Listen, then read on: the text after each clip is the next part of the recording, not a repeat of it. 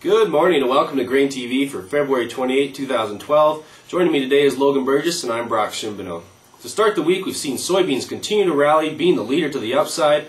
Some information came out yesterday as it pertains to South American production reductions. Logan, why don't you take us through the numbers? Yeah, Brock, well, it did really seem like yesterday the fundamentals were driving this market higher. As you can see here, yesterday AgroConsult came out and made a slight revision lower to what they said earlier in the month. 69.9 million tons of soybeans is what they're looking for to come out of Brazil here this year. That's kind of in line with what Ag Rural also came out with yesterday, 68 million tons. That's about a 3 million ton downgrade from what Ag Rural said back in January. How does this compare to what the USDA is looking for? Well, in the February USDA WASDE report, we saw the USDA's pegging production out of Brazil at around 72 million tons. So I think that people are really buying right now, maybe on this notion that the USDA is going to have to make a downgrade or a further revision lower in that March report. Kind of on top of this, late-breaking news here this morning is that Oil World, with all this South American production problems put into the equation, they're looking for a 7.2% reduction in global soybean output here this year. That really seems to be pushing the market higher here from a fundamental standpoint.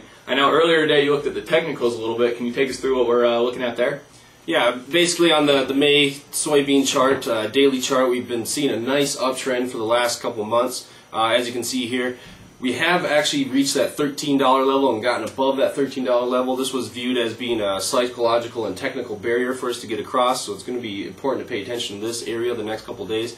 Something else we need to pay attention to in the next couple of days is the RSI index, which will give us the relative strength of this contract. You can see that we are approaching the overbought territory, which is believed to be in the 70 area. Currently, we're sitting at 75.6 on the RSI. Yes, certainly are. If you're a producer of beans right now, are you making some sales here? If I'm a producer, I'm going to be selling on this rally. This looks like some pretty good prices, the best prices we've had in a couple of months, so I'm going to be selling if I'm a producer. Yeah, I tend to agree with you there. Take some off the table here, get some sold. Who knows what the next couple of months are going to bring. We're going to take a quick commercial break, though. We'll come back here to watch the markets trade live.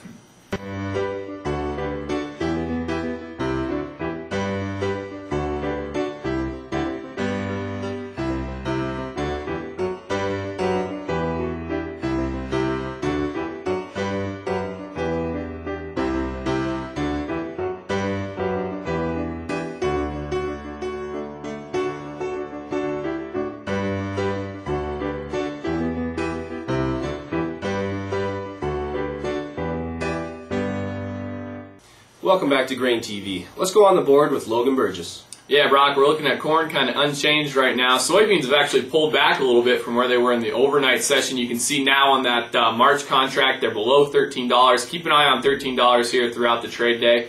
Wheat in Chicago is up 6, and we see Kansas City wheat up 5. Kind of a big story here for U.S. production of wheat in the next several days is going to be a big winter storm rolling through the northern Great Plains. Can you take us through what we're expecting there? Yeah, let's take a look at the weather maps provided by our friends over at Planalytics. You can see a widespread wintry forecast for much of the upper Midwest, North Dakota, South Dakota, Minnesota, Wisconsin. You see large quantities of snow and rain for these areas. How much snow are we actually looking at getting? If you take a look at the probabilities of getting more than 4 inches of snow, these are the red areas which are highlighted. The yellow areas, we have a slight probability of more than 4 inches. And the orange areas, we have a moderate probability of more than 4 inches. So make sure you pay attention to the eastern North Dakota, northern South Dakota, and Minnesota areas for large quantities of snow. Where do we sit in the grand scheme of things on soil moisture? These areas are hurting pretty bad for moisture right now. We can see South Dakota is only at about 36% capacity on their moisture levels. North Dakota is in the 40s and Minnesota is in the 50s. So they could use quite a bit of moisture to help them get their hard red spring wheat crop off to a good start, which will pressure the Minneapolis Grain Exchange traded wheat, which could also trickle over into the Kansas City and Chicago contracts as well. Yeah, Brock, it looks like this is going to weigh on the wheat market here a little bit. One thing that could be adding some bids into this market, we saw the commitment of traders come out last Friday. And take a look here at Chicago wheat. This is the managed money net short positions on the vertical axis. You can see now they're above 50,000 contracts. That's the highest they've been in a long time. That's well above where they were back in September when they were actually slightly net long. So if the managed money and the funds out there decide to take some of the shorts off the table here, that should add some buyers back into this market. That could provide some support to the downside. But it looks like the U.S. wheat crop here is off to a great start, or this should certainly help it out.